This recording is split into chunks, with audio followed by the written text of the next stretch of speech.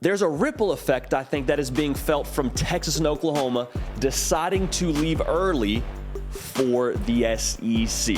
Last week, we all found out Texas and Oklahoma going to be headed to the SEC just a little bit early for a smooth $100 million. Everybody has a price. We found out that's what it cost. But beyond just Texas and Oklahoma, what is this going to impact? What does this mean for college football as a whole? And I think we saw the first droplets of what it's going to mean, that the first inkling of how this is going to impact the sport when the Pac-12 came out last night and released a statement. Going to talk about that in just a second. But as a whole, if I were to put a headline over the first ripple effect we're going to feel, is conference realignment is a game of musical chairs.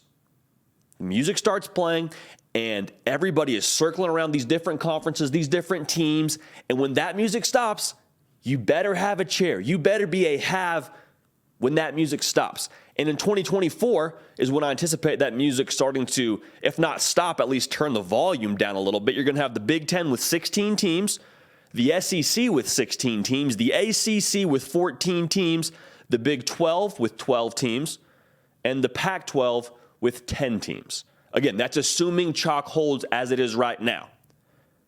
But all that this did with the SEC and Oklahoma and Texas deciding they want to join that conference early, to me, just turned the music a little bit faster. It sped up this entire game of musical chairs, because last night the Pac-12 came out with a statement, and I'm not going to read it for you, but the paraphrasing of it all is, hey, we've had good conversations.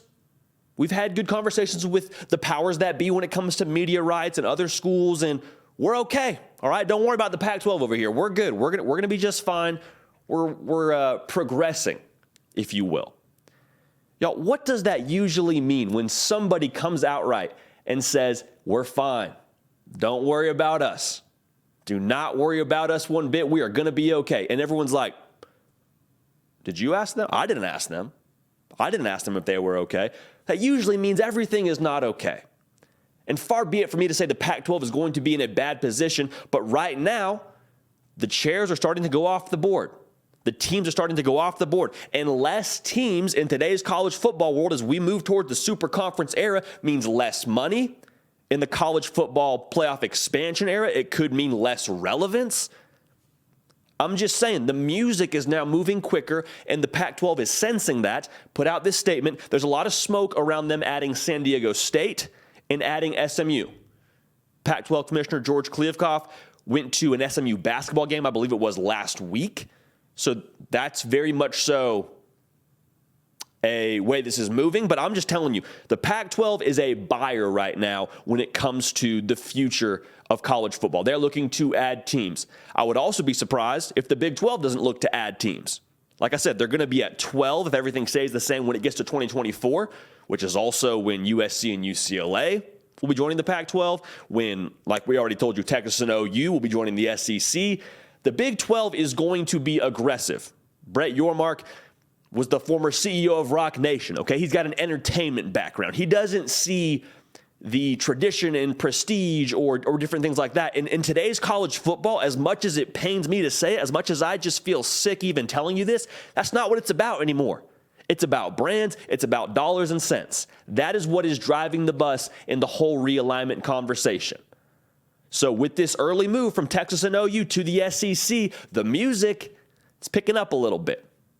Maybe it was a lower pitch before, but if you ever have had a vinyl player, we just got one actually at my house, it's phenomenal. You can turn the pitch up and it sounds like Alvin and the Chipmunks, and that song starts playing faster. That's what is happening right now with Texas and OU. Now there's ripple effects outside just the realignment perspective. That's the first one that I think needs to be taken into account, and the Pac-12 is definitely taking that into account. More on that in just a second. But if you have not yet subscribed, we'd love to have you all a part of this community. We're live twice a week here, Tuesday and Thursday. Hit the bell to make sure you don't miss a minute of it. We're glad to have you a part of this community. Also, follow me on the socials at JD Piquel on Twitter as well as on Instagram. Now, the SEC is going to obviously add Texas and OU, and we talk a lot about OU and Texas improving their reach when it comes to having the SEC branding, when it comes to having that SEC patch on the jersey and being able to recruit in different places. I think that's true, But what about the other side of the coin? What about the other side of this whole thing? What about the rest of the SEC and their reach? I don't think that's being taken into account yet enough. Because if I am a Dallas prospect, 4-star, 5-star, whatever you want to put to it, maybe I play at Denton Guy or maybe I play at Duncanville High School. If I'm a baller and I'm in Dallas and I want to stay home or I want to be around my family, I want them to be able to come to my games every now and then. If I'm Alabama, I can make a pitch that I couldn't make before. Or if I'm any school in the SEC, I can make some different pitches. Now, the scheduling is obviously still being nailed down, and so we'll see what happens there. But there's a very much possible scenario where if I go to an SEC school that's not in the state of Texas or not at Oklahoma, I could still have a year where I'm playing 3 different games that are 3 hours from my house in Dallas. A&M in College Station, DKR in Austin, Norman, Oklahoma. Like those are all now in the SEC footprint.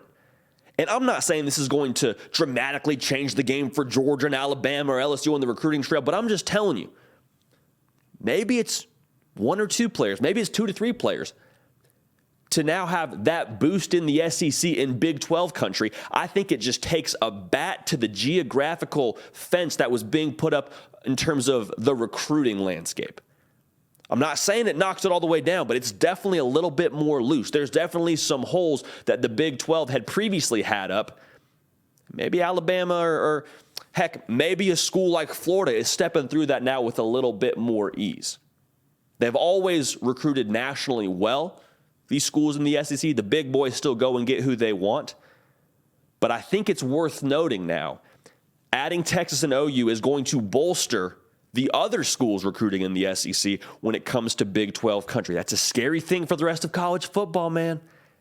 It just is. To have access to more talent, even just if it's 1% or 2% of those players that wanted to stay in that region. The game's changing. And I think it's going to eventually start to leak in and hurt some of those other schools in the Big 12, especially as this realignment world continues to turn. What about the Baylors of the world, the TCUs of the world, the Oklahoma States of the world? Now you got to deal with the pitch that other big boys can make and say, yeah, we'll play games in your backyard.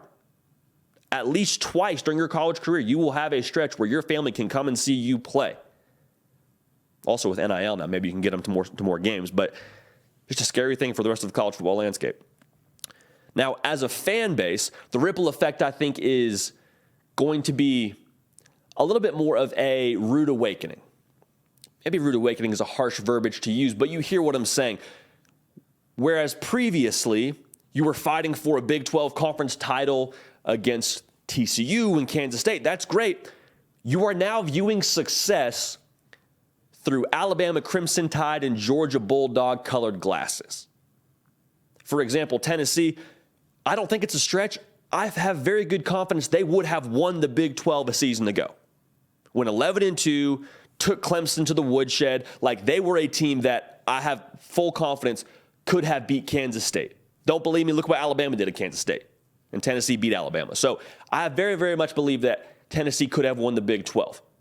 Now, Tennessee didn't even play for a conference title in the SEC. And I'm not here to dunk on Tennessee. I'm here to tell you, if you're Oklahoma or Texas, you have to now recalibrate how you view success. Or whether you like it or not, you do recalibrate how you view success. A 9-win season probably could have put you into the Big 12 championship game. However, an 11-win season for Tennessee, and they're watching the SEC title game at home. So in terms of fan base expectations and fan base satisfaction, that's going to be something now that we have to deal with as a college football community. It may be a thing of, okay, we didn't win the SEC. Well, we're a 12 seed in the college football playoff, or we're a 9 seed in the college football playoff. That's the benefit, and I think that's probably the silver lining here. But when it comes to the conference play, it is no longer, hey, let's win 10 games. We'll be good to get to Jerry World. No. You have to fight and scratch and claw, and your measuring stick that was previously maybe yourself if you're Oklahoma, or yourself if you're Texas, or maybe it was the Baylor and the Kansas States. Your measuring stick is now Nick Saban, Kirby Smart. Keep an eye on Josh Heupel in Tennessee. Like, that is the new tier you are trying to reach, which is a little bit higher up on the shelf. Again, not to knock the Big 12, which I keep on saying, but that is now the ripple effect that fans are going to feel when they start watching these SEC kind of games for Texas and OU. So there's a lot of ripple effects. Again, the conference realignment, musical chairs game, the music is speeding up. I think the other SEC powers now have more juice on the recruiting trail when it comes to recruiting Big 12 country, which could be bad news for the Big 12. But if you're a fan of Oklahoma and Texas, the measuring stick by which you judge success has changed drastically, and you are viewing success now through the lens of what did Alabama do, what did Georgia do. The comparison now has completely changed for those fan bases. Hey y'all, thanks so much for watching. Subscribe to the channel here to make sure you don't miss an episode of The Hard Count. Also be sure to check out other videos on the On3 YouTube channel.